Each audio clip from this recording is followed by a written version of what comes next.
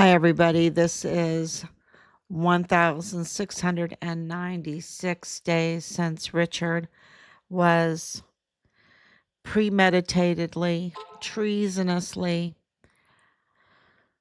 retaliated against and in the line of duty, murdered on Fort Bliss. And that's really important for everyone to know. And here we are. It is, we're burning the midnight oil. Let's see, make sure I'm on and we can get started. Yep. Retaliated against. Yep, there we go. Okay. So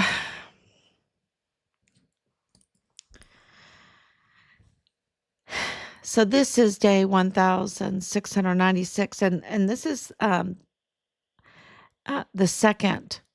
second one I've done and today, even though we're burning the midnight oil, because so many things have happened.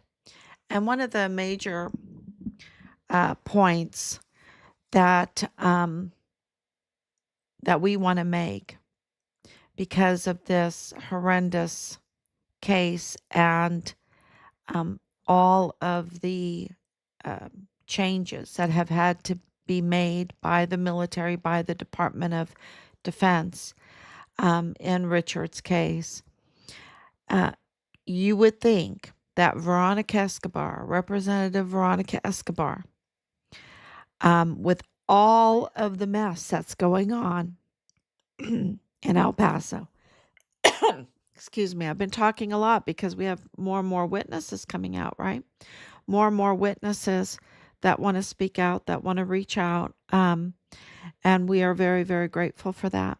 And you would think because of that, because of the mess in the judicial system, the weaponization of the judicial system, and also the law enforcement system there in El Paso, which is under great scrutiny. Look at what just happened to the University of Pennsylvania. They've lost funding, right? They've lost funding because of bad leadership that wanted to allow these big, muscular men play in women's sports, okay? Now, I think there's been a psyop, and that's why there has not been um, enough people standing up. But I think they did stand up because President Trump won the election, right? So a lot of people wait until they can stand up with their vote, and they voted for President Trump. And what did he do? He took funding away from this ridiculous um, leadership decisions at the University of Pennsylvania, right? Am I getting the right university? I think I am. That are allowing men to play in women or compete in women's sports. Okay, so so things are absolutely happening. Funding is being taken away. U.S. aid has been taken away, and I should have made this part of the title, but U.S. aid was reaching out into the international sphere, and part of that international sphere, and we know because we lived internationally, and we know that USAID was reaching out internationally and manipulating the, um, I would say, I want to get this right. I want to get this right, but it was manipulating events and how other countries operated, the operations. I think that would be the best word, the operations of other countries. And that includes Chihuahua, Mexico. Okay, that includes Chihuahua, Mexico. And we received confirmation today that USAID was used uh, for financing the manipulation of the operations that were going on in Chihuahua, Mexico. And more information is going to come out with that. But, that is really huge. And you would think with that kind of um, financing of up to no good operations, okay, these were up to no good operations, and you kind of can read between the lines there, that Representative Veronica Escobar would want to get to the bottom of this, that she would have a congressional hearing after a congressional hearing after a congressional hearing, fighting for her district, fighting for, anti-corruption and a secure border and a reliable and authorized judicial system and a reliable um, law enforcement system, that she would absolutely demand um, an internal congressional hearing or internal review, I wanted to say, but a congressional hearing on what was going on Fort Bliss, because more and more witnesses have come out to add to our very, very already very robust, but it's not robust enough. We want it to be even more robust mountain of evidence. We can never have too much evidence for what is about to happen, right? And more and more, and we're very, very grateful for everyone that comes forward and adds to our very, very robust mountain of evidence.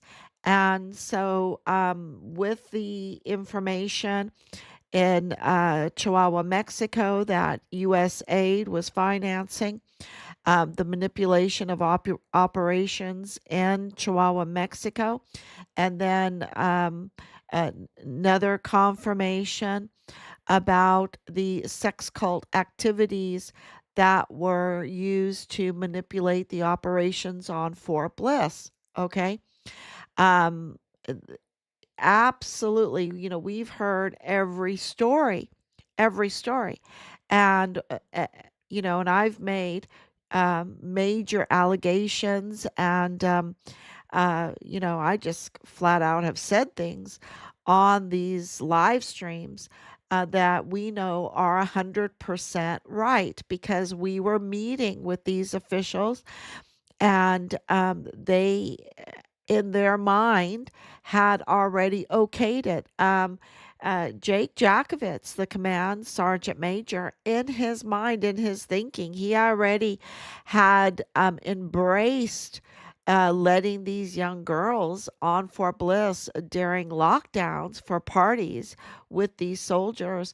He already had embraced that so much that he felt, he didn't hesitate to let us in on it, let us in on the fact that they were bringing young girls in uh, to party, that they absolutely gave them passes to party in the barracks with soldiers that were supposed to be hunkered down, locked in, and 6 feet apart, or whatever. And, don't forget, they used David Park, Captain David Park, used all of that mandate nonsense stuff that was going on. And it's not nonsense. The reasons for it were nonsense, but the mandates were very, very severe, and he was using that as a retaliation, as excuses to retaliate against Richard, falsely using, because Richard obeyed, and we spent, oh gosh, months and months telling people during 2021 how Richard had not violated any of the restrictions or suggestions or mandates or orders or anything.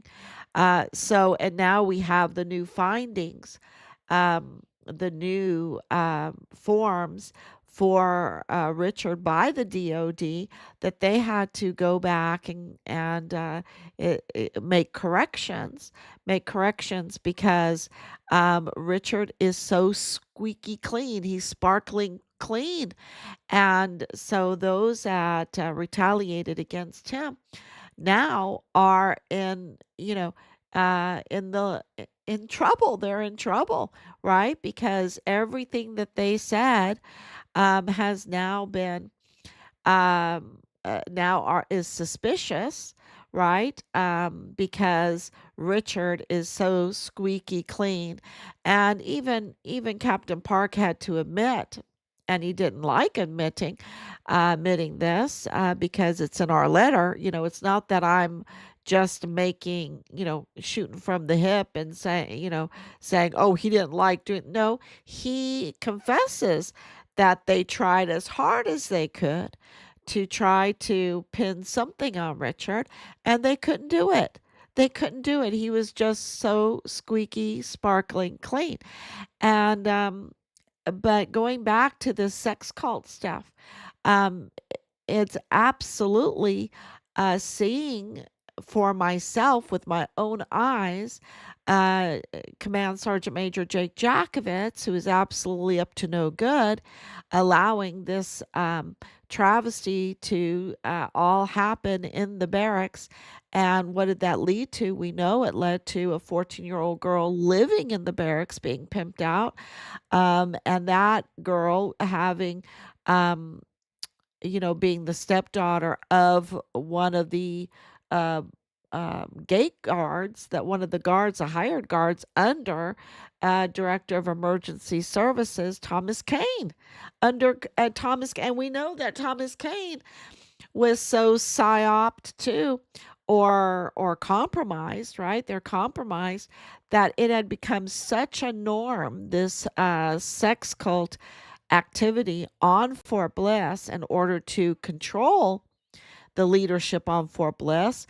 And so, absolutely, Director of Emergency Services Thomas Kane was um, was a victim. I don't even want to call him a victim, right? I don't want to call him a victim. He was absolutely um, caught in the web of this sex cult activity that was going on Fort Bliss, because he's the one that issued the passes for these young girls, right? And he's the one that absolutely, with all the cameras and all the guards and all the, security provisions that a military base has, and absolutely, I know all about it because I've lived on base. My whole life has been. I lived on Fort Bliss. I used to run those streets. I was born at White Sands. I lived on many bases in my life, so I understand. I was lit. During Desert Storm and Desert Shield, we were um, um, assigned in Germany at the time. You cannot even picture what security measures. I mean, big tanks to just get on base, right? Um, on Fogelway, and the Ramstein area, our Air Force area, and everything, just to get on base. Mirrors under your car, dogs sniffing your car. You had to leave your car, and they had to inspect it and everything like this. I mean, the security measures were huge. And, so with all of the security cameras, with all of it, to allow a young 14-year-old girl to live in the barracks, to be a plaything, or, a moneymaker or whatever, in this sex cult activity on base for over 4 months. We heard it was over 4 months. And you can find that in the newspaper. So, you know, it's it's uh, it's very, very clear to us with Leilani Hart's confession that she turned in to CID, and it got referred to the FBI. Very important case file that she confesses to the worst type of crimes that her family was committing against children, the worst type of crimes, and even filming it. And, I shouldn't say filming it, but that they were in possession of films, uh, uh, um, video that were the worst type of crimes against children. And you see that with Jose Laren just recently being a Marine on Fort Bliss, and they really don't talk about it. But Veronica Escobar, the representative, absolutely knows who Jose Laren is, that was a Marine or Marine on Fort Bliss. And where is the congressional hearings for this? And she absolutely denied us multiple times a congressional hearing in Richard's case, and it's huge. Richard's case makes the Iran Contra scandal look like child's play. It's just small compared to Richard's case. And so, what this is telling us, that she does not want a congressional hearing, that she is absolutely protecting criminals. That's what this is saying, right? That's what is going on here. And so, and we know through our documented, highly documented um, uh, witness testimonies and um, mountains of evidence that charitable organizations were not so charitable, right? That they were not even, and I hate to say that, because we are a country of charitable giving. We are a volunteer country. We're the only volunteer country. Okay, there's no other country like the United States that has a volunteer culture. No, there's none. There's none. Try to find one. And of course, charitable giving is part of that. And so, but that has been, um, uh, used to masquerade. They have impersonated, I think that's the better way to say it, impersonating charitable organizations, Christian organizations, like this whole thing with the Annunciation House, right? That um, uh, the Attorney General, Ken Paxton, is, calling out as really being a front to criminal trafficking, right? Human trafficking.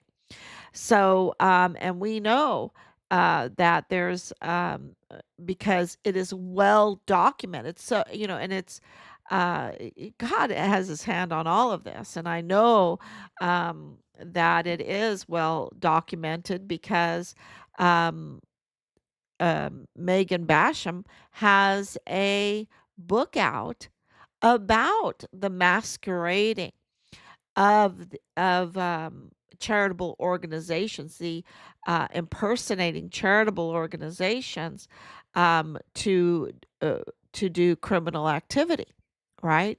The worst type of crimes, and these are, of course, very clear to see in the El Paso area. And where is Veronica Escobar in all of this?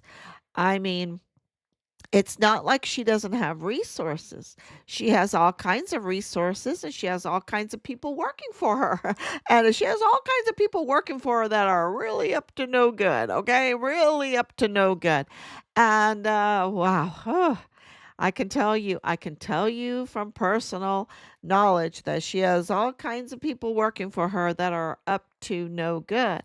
And it's very, very clear that her many, many, many chances to call for a congressional and it's her job for congressional oversight to have these congressional hearings when the criminal activity and the weaponization of the justice system and the law enforcement system and our military is so clear to see. It's her duty to demand a congressional hearing, and she has not done that. So that really tells you something right there. It tells you something that she is absolutely protecting uh, the whole criminal syndicate that's going on. Okay. So she is loyal to someone, but it's not to her oath of being a congressional representative to that district. She's absolutely not loyal to them because she has violated her duty, right? Someone that didn't violate their duty was Richard, and this was um, confirmed in this new January 24th, 2025. Um, uh, adjusting and correcting and changing Richard's findings and file by the Department of Defense that he in the line of duty, that he honored his duty and he was honorable and he was uh, put in danger because of criminal activity. Sorry. On Fort Bliss. So all of this is, really relevant because who had his back? Who had his back? And the same thing goes for um, another, think about Glendon Oakley Jr., who had his back. He was absolutely targeted and was found dead in April 9th of 2020 in the Fort Bliss barracks. And he was a major, major witness to the shooting going on in the mall during the Walmart mass shooting case. That they say is just a lone operation. No. And we know that we have absolutely confirmed that that is a false narrative through and through. And we have, audio tapes and mountains of robust evidence that the Walmart case and, military are talking about this, that no way with one clip could do the damage that it did. Okay. So no, this was absolutely something orchestrated and something more than what we're being told. And it was absolutely targeting President Trump. Okay. So they were willing, the people that we need to hold accountable and investigators need to find who they are. I have some ideas of who they are, um, but they need to be held accountable for what they did. But their main target, even though they were willing to kill people, absolutely, but their main target was President Trump. Okay, and I just yeah. I'll get into that another time about the victims, but Uh, this is very, very clear that Veronica Escobar has shirked her duty, and she's just, she's absolutely, I think it's treason. I think that she is serving a foreign and domestic enemy of this country and has shirked her duty as a representative. She absolutely had so much power, right? I mean, she was given a $1 billion purse. How many of you have gotten a $1 billion purse, right? A purse with $1 billion in it, right? And still, you were like $20 million in debt after you spent it. And that's what happened with her. She was co-chair for the Kamala Harris campaign. She was given this $1 billion. I'm not joking. Uh, $1 billion campaign purse. And she blew it. She blew it. And this just tells you how much support that we all have, right? It's just that the media is controlled, and so we just have to have faith that we have this support. Well, the election was a huge demonstration of how much support that we have, and when it comes to patriots, when it comes to wanting the rule of law and making America great again, and all of that, you saw very, very clearly. It spoke volumes and volumes and volumes that the media can't cover up, that we absolutely are not divided. We are absolutely, we have a lot of support. And so more and more people are seeing that and coming out, and they're understanding that these were tactics. These were, and I called them asymmetric warfare tactics, to have these honeypot plots, right? The honeypot plots. Let's bring in the girls. Let's uh, entrap our soldiers with these honeypot plots. Uh, by bringing them in during a lockdown, bringing in a lot of drugs, a lot of alcohol, having these parties, and a lot of cameras, and a lot of cameras.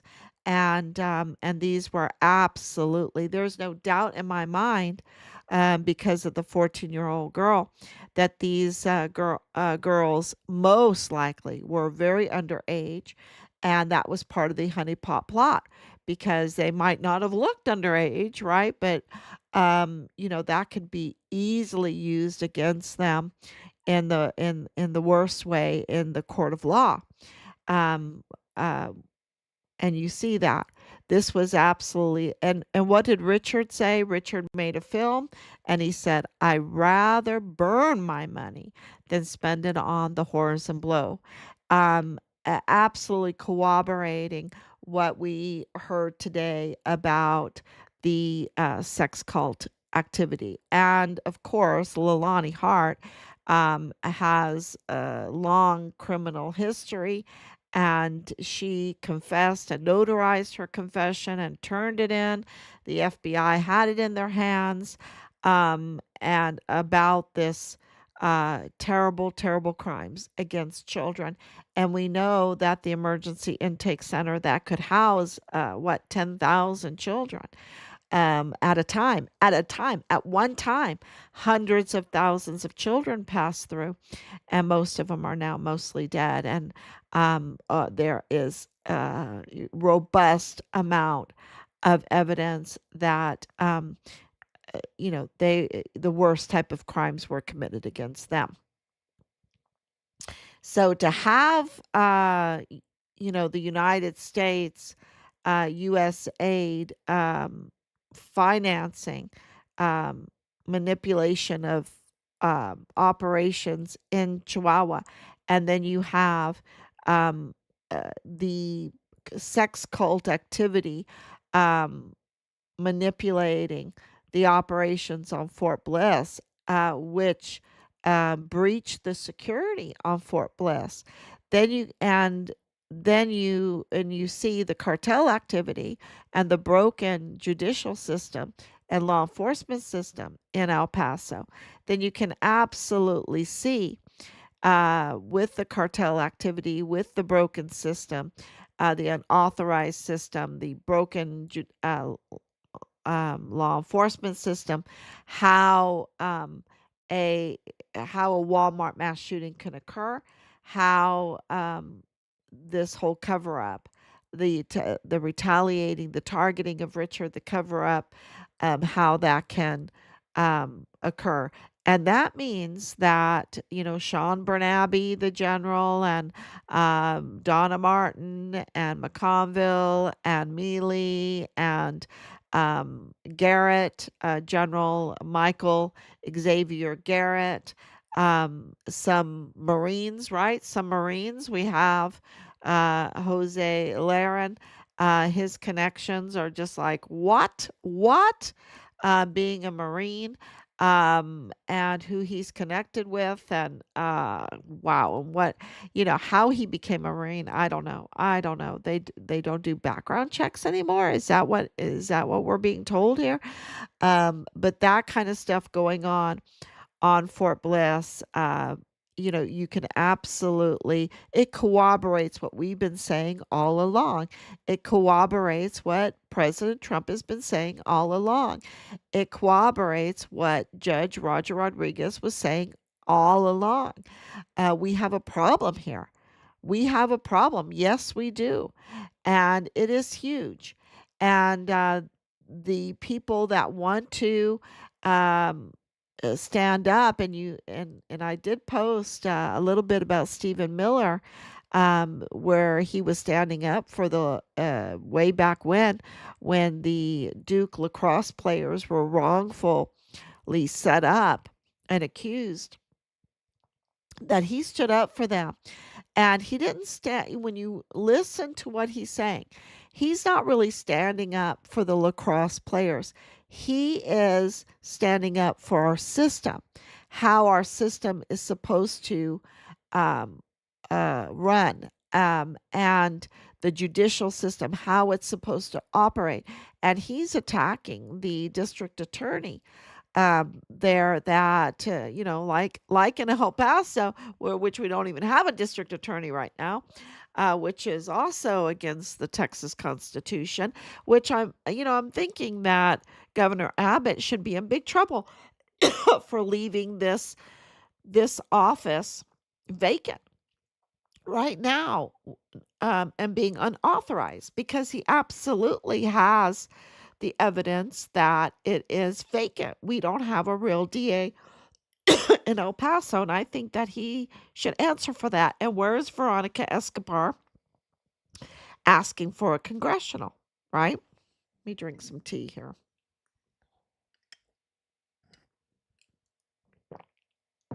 So, absolutely, um,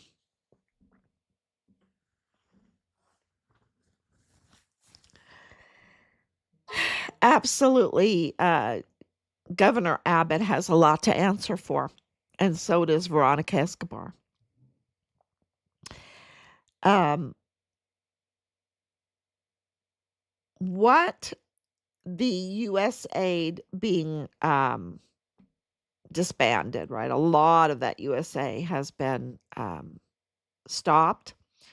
And today, the Department of Education being dismantled, right? Um, with a stroke of a pen, with a stroke of a pen, and with a stroke of a pen, so can Fort Bliss be shut down. And I think that Fort Bliss at this point needs to be shut down. I think it should not be at the front door of the United States.